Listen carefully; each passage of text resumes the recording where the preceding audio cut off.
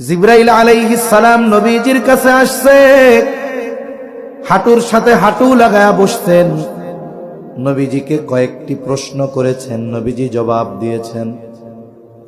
সাহাবায়ে কেরাম যতক্ষণ না নবীজির কাছ থেকে জিবরাইল আলাইহিস সালামের পরিচয় জানতে পেরেছে, ততক্ষণ পর্যন্ত তারা জানতে পারে নাই প্রশ্নকারী কে।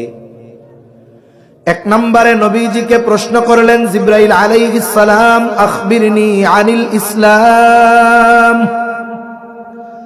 আপনি আমাকে ইসলামের ব্যাপারে খবর দেন, ইসলামের ব্যাপারে বলেন, ইসলাম কি জিনিস। আপনাদেরও জবাবটা জানা আছে, যদি জানা থাকে কার্পণ্যতা করব না, জবান খুলে দিয়ে জবাব দিব।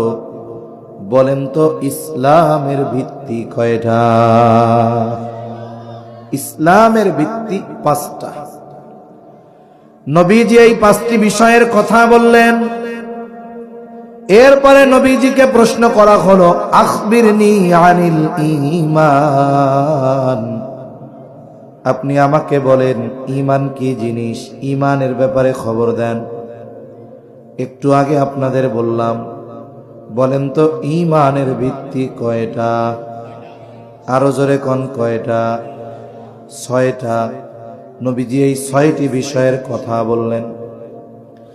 এরপরে নবীজিকে প্রশ্ন করা হলো, আখবিরনি আনিল ইহসান, আপনি আমাকে বলেন ইহসান কি জিনিস।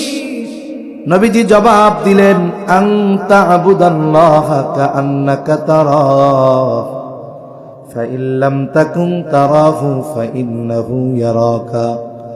নবীজি বলেন, তুমি এমন ভাবে আল্লাহ তাআলার ইবাদত করবা কেমন যেন তুমি আল্লাহকে দেখতেছ। ফাইন লাম তাকুন তারাহু, আর যদি তুমি তাকে দেখতে না পাও, ফাইন্নাহু ইয়ারাকা, যে তিনি তোমাকে দেখতেছেন। তার মানে আমি যখন ইবাদত করব, আমার মধ্যে 2 হালতের এক হালত, বলে আমি আমার রবকে দেখতেছি। যদি আমি তাকে নাও দেখি, আমাকে আপনাকে সবাইকে সর্বসময় যিনি দেখেন তিনি কে? কিন্তু আল্লাহ তাআলা দেখতেছে, এ চিন্তা আমার আপনার মধ্যে নাই।